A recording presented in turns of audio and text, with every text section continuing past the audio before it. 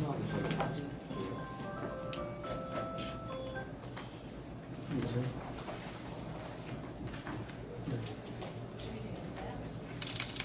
되셨죠? 되셨죠? 제가 신호하고 저는 그다음에요.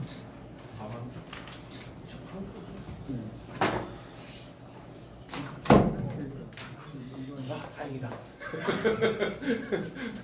빼자. 예, 일단 자기는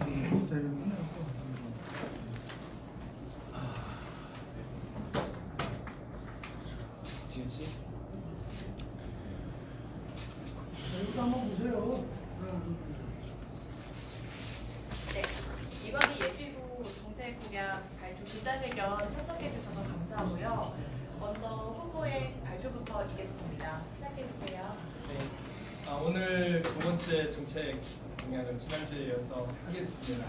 말씀드린 대로 오늘은 정치개혁 분야를 좀 하겠습니다. 사랑하고 존경하는 청주시민 여러분, 그리고 서울국민 여러분, 더불어민주당 국회의원 이규호 이광희라고 합니다. 정치는 국민을 행복하게 하는 것입니다. 그러나 지금 우리의 정치, 특히 국회의 모습은 많은 분들에게 실망감만 안겨주고 있습니다. 북한 대치, 몸싸움과 폭력으로 정찰된 동물 국회라 국회 본연의 입법 활동을 하지 않고 소리만 받아가며 일하지 않는 식물 국회라는 단어는 우리 정치의 입맛을 그대로 보여주고 있습니다. 어째서 우리 국회는 매번 역대 최악이라는 그런 평가를 받습니까? 경제, 문화, 예술, 스포츠, 시민의식 등 많은 부분에서 우리나라는 이미 세계적 수준에 올라 있지만 왜 정치만은 포진적 수준에 머물러야 하는 것입니까? 이제는 바꾸고 싶습니다. 바꿔야만 합니다. 오랜 기간 국회에 있었다면서 국민에게 실망만을 안겨줬던 분에게 다시 맡기는 것이 아니고 서원구 주민들 옆에 또 단 한 번도 서본 적이 없는 사람에게 덥석 맡길 것이 아니라 지역구 주민들의 한가운데서 믿음직한 정치를 펄펄이 정치를 해온 제가 바꿔보겠습니다. 첫째, 자치분권과 국가 균형 발전을 위해 청와대와 국회의사당을 세종시로 이전하겠습니다. 지난해 12월 수도권 인구 집중도는 50%가 되었습니다. 대한민국 국민의 절반이 수도면적 11.8%에 불과한 수도권에 모여서 살고 있다는 얘기입니다. 공간 주거 부족의 문제뿐만 아니라 삶의 질의 저하, 지방도시 소멸 등으로 이어지는 국가 위기 상황입니다. 아시는 것처럼 권력과 자원이 수도권에 초밀집되어 있기 때문에 국가 재난 상황으로 선언하고 정치권이 나서서 세워야만 합니다. 대한민국 제1의 과제는 무엇보다 분권과 균형 발전이 되어야 한다고 저는 믿습니다. 죽어가는 지방을 살리기 위해서 청와대와 국회의사당이라도 빨리 이전을 해야 합니다. 청와대와 국회가 서울에 그대로 남아있어 공무원의 출장비가 연간 200억에 달한다는 천국이 벌어지고 있습니다. 충청권 국회의원뿐만 아니라 비수도권 의원들과 연대해서 가장 먼저 국회에 가면 추진을 하겠습니다. 두 번째는 국회의원 국민소환제를 추진하겠습니다. 선거를 통해 대표를 뽑았다고 해서 무소불위의 권력을 다 준 것이 아닙니다. 권력의 주인인 시민의 마음에 들지 않는다면 누구든 바로 끌어내릴 수 있어야 합니다. 일하지 않는 국회의원이 국민의 대표가 되어서는 안 됩니다. 제대로 일하지 않는다면 임기 중 국민들이 소환할 수 있는 제도적 장치가 필요합니다. 저는 국회의원이 헌법 46조에 규정된 의무를 위반하거나 직권남용, 직무유기 등의 위법 부당한 행위를 할 경우 지역구 유권자의 5%가 소환을 요구하면 헌법재판소가 소환 사유를 검토할 수 있게 하겠습니다. 정치인들은 국민을 무서워할 줄 알아야 합니다. 지금의 참담한 정치 현실은 국회의원이 국민을 무서워하지 않기 때문에 20대 국회가 이 모양이 된 것이라고 저는 생각합니다. 셋째, 피선거권을 만 18세로 낮추어 청년들에게 정치 권력을 주겠습니다. 그동안 한국은 OECD 국가 중 유일하게 만 19세부터 투표가 가능해 선거 연령 장벽이 가장 높았던 나라였습니다. 다행히도 올 4월 중반부터 우리 청년들도 참정권을 갖게 된 것은 늦었지만 환영할 일입니다. 그러나 여전히 청년들의 정치 참여는 제도적으로 가로막혀 있습니다. 가장 좋은 청년 정책은 그들에게 권력을 주는 것이라고 저는 생각합니다. 피선거권도 만 18세를 낮추어 청년들에게 정치 권력을 줘야 합니다. 공직선거법상 국회의원부터 지방자치단체장 및 의원은 피선거권은 만 25세입니다. 즉 26세가 되어야 각종 선거에 출마할 수 있다는 것인데 이것은 매우 비상식적이고 불합리한 제도입니다. 독일의 경우에는 만 19세 국회의원이 등장하기도 한 거 알고 계실 겁니다. 한국의 청소년들이 또 한국의 청년들이 그들에 비해 부족한 것이 무엇입니까? 우리나라 국민이라면 만 18세가 되면 국방 납세의 의무가 주어지고 공무원 임용, 결혼, 운전면허 응시를 할 수 있습니다. 그런데 왜 선거는 불가능한 것입니까? 그러면서 청년들에게 뭔가 시혜를 베푼다는 것, 그 시혜가 뭡니까? 청년들에게 주어야 되는 응당한 권리를 배제한 채 시혜를 줘가지고 될 문제는 아니라고 생각합니다. 의문만 있고 권리만 없었던 반쪽짜리 시민이 청년 아니겠습니까? 19살 도의원, 20살 시의원이 왜 불가능합니까? 왜 20살 국회의원이 우리나라에는 없어야 합니까? 저는 청년들이 어려운 선거 기타분과 선거 비용을 낮춰서 선거 진입을 낮춰야 한다고 저는 생각하겠습니다. 이것이야말로 청년들에게 주어진 기울어진 운동장이 아닌가 생각합니다. 넷째, 생산성 없는 국회가 가진 특권을 모두 내려놓게 하겠습니다. 2015년 기준으로 우리나라 의원 대비는 1인당 GDP의 5.27배로 34개 회원국 중 일본과 이탈리아에 이어 세 번째로 많습니다. 반면 법안 발의 처리 건수 등 각종 지표와 설문조사를 통해 측정한 보수 대비 의회의 효과성을 비교 가능한 27개 가운데 26위로 이탈리아에서 이에 이어서 두 번째로 났습니다. 생산성 없는 국회에 왜 이렇게 많은 소비를 들여야 하는 것입니까? 무노동 무임금 원칙을 적용해 일하지 않는 국회의원들이 국민의 세금을 받지 못하도록 하겠습니다. 국회의원 활동에 대한 감시를 강화하고 공항 기빈실 비용, 항공기 비즈니스에서 철도와 선박 최상급 좌석 이용하는 특권을 없애고 특별 활동기, 차량 유지비와 기름값 등 각종 지원금을 폐지하겠습니다. 사랑하고 중요한 천주시민 여러분, 그리고 상호민 여러분, 정치는 국민의 심부름꾼입니다. 저는 지난 8년 동안 지역 주민의 제대로 된 심부름꾼이었다고 자부합니다. 대한민국의 발전을 위해서는 정치를 먼저 바꿔야 한다는 말씀을 많이 하십니다. 전적으로 동의합니다. 지역 주민의 눈높이에서 소통하는 능력, 혁신을 위한 아이디어, 행동으로 옮길 수 있는 실행력으로 제가 반드시 한국 정치의 수준을 한 단계 끌어올리겠습니다. 감사합니다. 네, 문제는 국회야 정치를 바꿉시다 정책 발표 이렇게 끝났는데요. 참석해주신 기자님들 궁금하신 부분에 대해서 말씀해 주세요. 예, 충북메이커스의 경철수 기자인데요. 두 가지만 좀 간단하게 질문할게요. 먼저 보도자료에 있는 거 하나 하고 그 밖에 있는 거 하나 하고 하나는 그 선거연령을 낮춘 거에 대해서 참정권을 부여한다고 저도 공감을 하는데요. 문제는 규칙이라든지 좀 개정이 안 된 상태에서 교내에 그렇지 않아도 정치 바람이 들어오는 데서 우려의 목소리가 사실 있거든요. 앞으로 이제 과제이긴 한데 더 큰 문제는 지금 후보님이 말씀하신 대 예비군님 말씀하신 대로 피선거권까지 만약에 부여를 하게 되면 기존에도 성인들의 정치를 따라한다고 해서 학생들 총학생회장 선거도 정치 바람이라고 좀 논란이 됐었는데 만약에 이렇게 될 경우는 과열되지 않을까, 부작용이 있지 않을까. 그리고 만약에 제가 좀 아쉬운 부분은 더불어민주당이나 정의당에서 청년 당원들을 영입하는 것까지 좋은데 사전에 준비 작업도 없이 영입을 하시면 쇼맨십이라고 볼 수 있지 않는가. 그래서 일단 첫 번째 질문은 그거에 대해서 어떻게 생각하는지 한번 질의를 드리고요. 두 번째 질의는 최근에 그 예비후보자 자격심사제 관련해서 논란이 좀 있습니다. 전혀 연구도 없고 당초에 출마하려 했던 지역과 전혀 다른 곳에 출마를 해서 실질적으로 어제였죠. 이 자리에서 시도 서원구 해친당원들이 그 관련 기자회견까지 했거든요. 지금 정치개혁과 관련해서 이제 말씀을 하셨기 때문에 공약을 하셨기 때문에 좀 질의를 드리는데 중앙당에 이런 꽂아주면 그냥 가는 거다라는 건 물론 이제 총선 같은 경우는 중앙당 공천제를 배제할 수는 없다고 생각합니다. 근데 이런 거에 대해서 어떻게 생각하는지 후보님 의견을 좀 한번 들어보시죠. 두 가지 질문을 하신다고 그래놓고 약 제가 생각하기 5가지 정도 대답을 해야 되는 얘기를 좀 하실 것 같은데요. 간단하게만 말씀드리겠습니다. 우선 두 번째 말씀하셨던 어저께 기자회견과 관련돼서 일단은 그 기자회견을 잘했다 못했다와 관련돼서는 말하고 싶은 생각이 없습니다. 다만 이제 중앙당에서 꽂혔다 무슨 전략공천을 한다. 이 부분과 관련돼서 확인을 해봤습니다. 중앙당에서 펄쩍 뜁니다.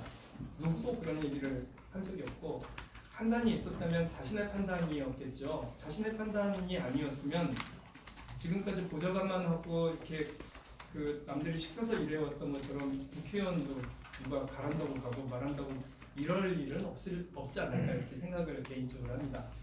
그런 친구가 아니지 않을까 이렇게 생각을 하죠.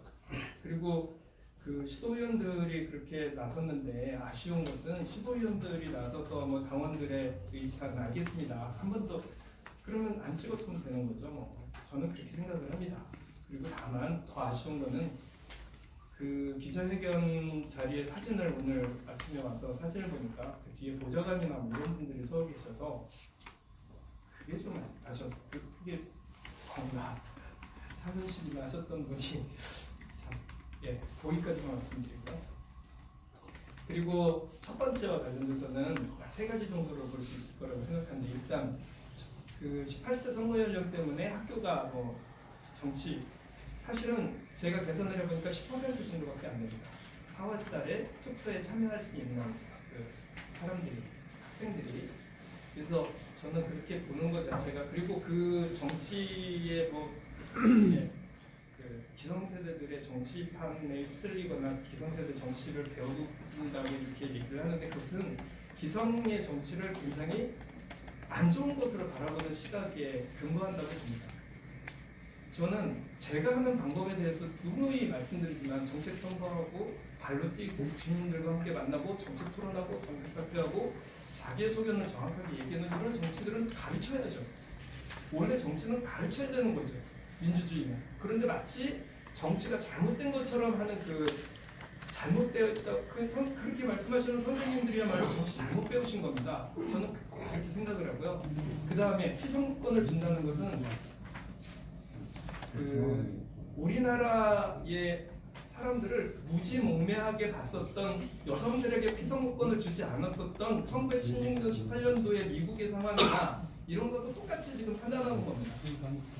선거를 할 권한이 없어. 너희들은 피선거권에 출마할 머리가 의식이 아직 준비되어 있지 않았어라고 하면서 세금 다 걷고 군대 다 보내고 그거야말로 저는 문제가 있다고 보고요. 청년들에게 무슨 청년들을 지금 얘기하는 거 가만히 보면 무슨 수혜의 대사, 뭐 무슨 지원의 대사 이게 뭡니까? 청년들은 그 나라의 미래고 그 나라의 현재입니다. 그리고 청년들에게 그 마치 무슨 뭐 청년 주거 문제, 청년 복지 이게 언제부터 나왔습니다. 청년들은 그거 청년인 상태 자체가 권력이어야 된다고 저는 생각합니다. 그런 나라의 미래가 있습니다. 그러기 위해서는 현재까지 자꾸 그 여성에게 참정권 주지 않았었던 그 시대처럼 무지몽매한 사람으로 누군가를 이렇게 처벌 차별 대우를 하는 것을 지금이라도 바꿔야 되는데 아무도 얘기하지 않아요. 정치권에 간 사람들도 아무도 얘기하지 않습니다. 청년운동을 10년 동안 어려서부터 해온 제 입장에서 보면 이거야말로 분명한 인종차별과 비슷한 여성들에 대해서 옛날에 그 피선거권 주지 않고 선거권 주지 않고 차별했었던 것과 같다고 저는 생각을 합니다. 이렇게 말씀드립니다.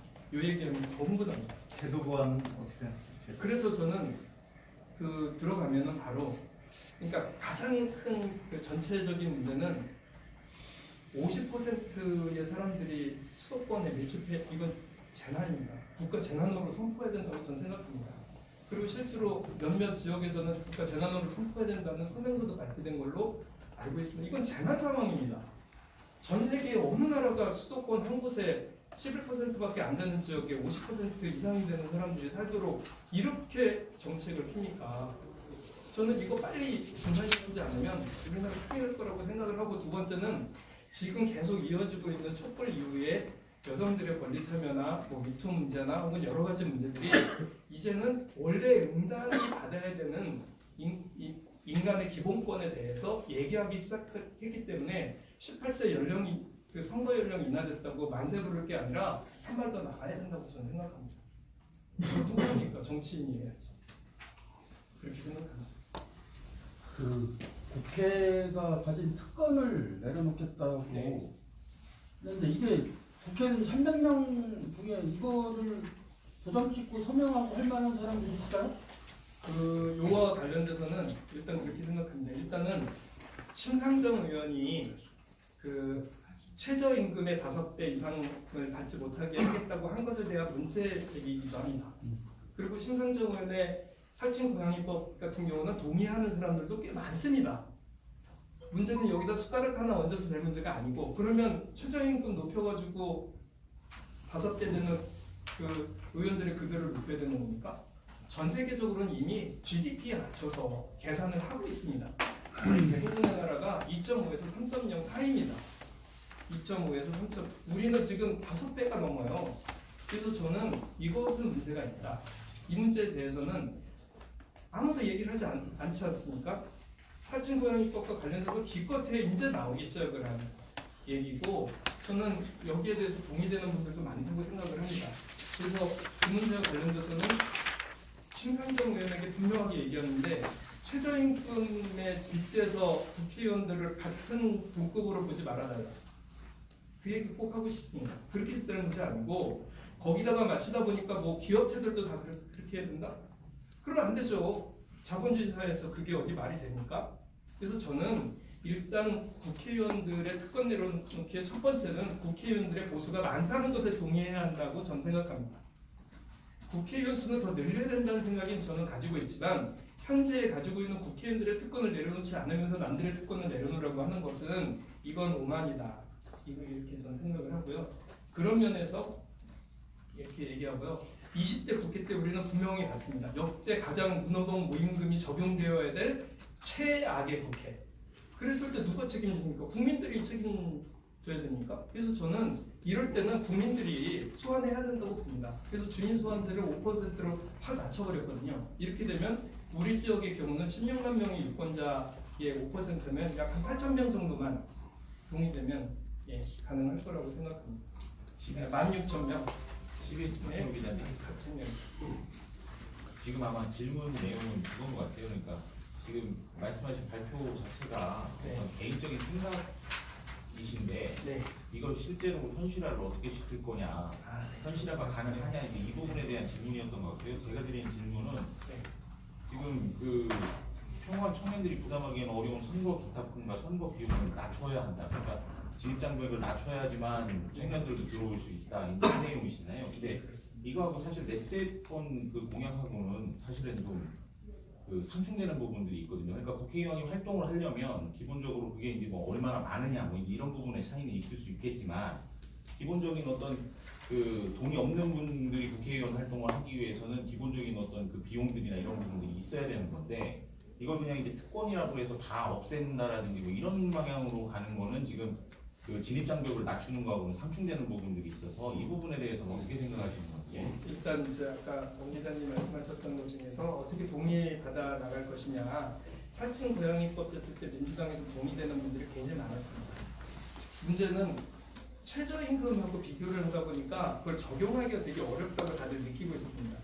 그래서 민주당이 제가 알아본 바에 따르면 거의 한 3분의 1 많으면 적으면 4분의 1 되는 사람들이 거기에 동의했다고 합니다. 그래서 저는 이 부분과 관련돼서는 일단 학년부터 시작해서 넓혀 나가는 거니까 동의가 될 거라고 보고요. 그 다음에 최 기자님 말씀하셨던 것처럼 이거 저는 상충되는 부분이 아니라요. 그러니까 들어가는 진입장벽을 낮추자는 것이 되고 나서의 국회의원들 같은 경우는 그 대신 뭐를 할 수 있냐면, 자본주의에서 정치는 대부분이 모금으로, 지금 우리나라는 사실은 정치자금법에 의해서 모금되면 거의 투명하게 되고 있기 때문에 그 모금된 것에 대해서 투명하지 않다는 증거가 거의 나온 바가 없거든요. 그래서 그거를 더 올려주면 된다고 봅니다. 능력 여하에 따라서 후원을 많이 받는 사람들은 많이 받도록 해야 되는 게 아닌가. 미국처럼 전면적으로 되면 또 그 부작용이 있겠습니다만, 지금 현재 이러고 있는 돈이 너무 적다고 생각을 하는 바이기 때문에 그거를 높여주면 되는 것이지, 국민이 책임져야 될 부분들을 높여야 될 거라고 생각합니다. 네. 한국공무원수 권력을 기자보다 네. 하나 지역구에 관해서 하나 물어보겠습니다. 네. 지금 이래 보면은 청와대 출신들이 뭐 이 국회의원 그냥 아무데나 막 나가고 있어요. 그러면 쉽게 얘기하면 지역이 지금 일반 시장 군수 같은 경우에는 그 지역에 살아야 되잖아요. 그런데 청와대 출신이라고 해서 전국에 다 나가고 이런 국회의원만 지역에 안 살아도 되는 그런 불합리한 게 있는데요. 여기에 대해서 어떻게 생각하십니까? 오의원도 저기 그 음성에 사는 분이 우리 동네에 와서 출마할 수 있도록 대한민국은 고정이 있거든요. 그러니까 국회의원은 국회 안에, 그러니까 대한민국 안에서만 있으면 되는 거죠. 자기가 출마는 자기가 알아서 하는 거고 유권자들이 판단해야 되는 일이라고 저는 생각해요. 뭐 어디서 나가는 게 모르겠습니다.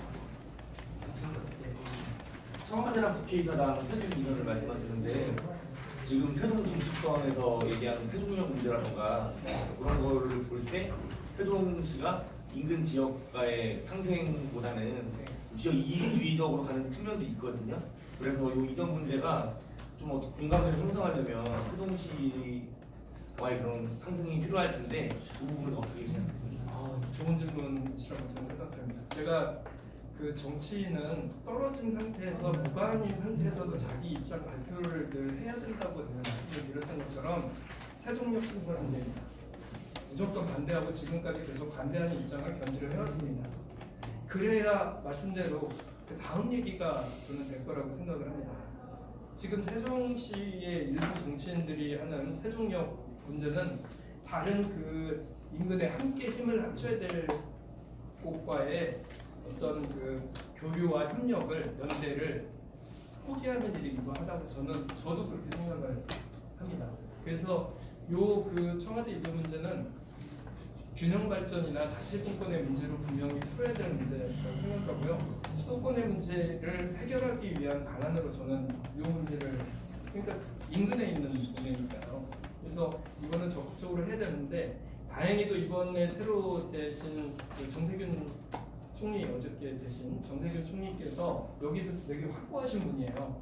당시에 정세균 총리 당대표 시절에 제가 이와 관련해서 브리핑을 한 적이 있었는데 그때 굉장히 동의를 함께 많이 했었습니다. 그래서 국회의원이 되면 그분과 함께 실천을 할 수 있도록 최선의 노력을 하고요. 국회의원 4년 동안 중권과 그 균형 발전은 제 정치의 화두가 될 거라고 저는 생각합니다. 이게 좀 첫 번째입니다. 그리고 세종시 관계에 대해서 그쪽은 정치인들 참 못하는 것 같아요. 지역 정치인들이나 그쪽 정치인들이나 참 정치 안 하신다. 이 생각을 누구를 만나 그렇게 해서 풀어야 되는 게 아니지 않습니까? 이게 그런 안타까움이 개인적으로 있었습니다. 또 질문 있으신가요? 없으시면 이것으로 마치도록 하겠습니다. 감사합니다. 네, 감사합니다.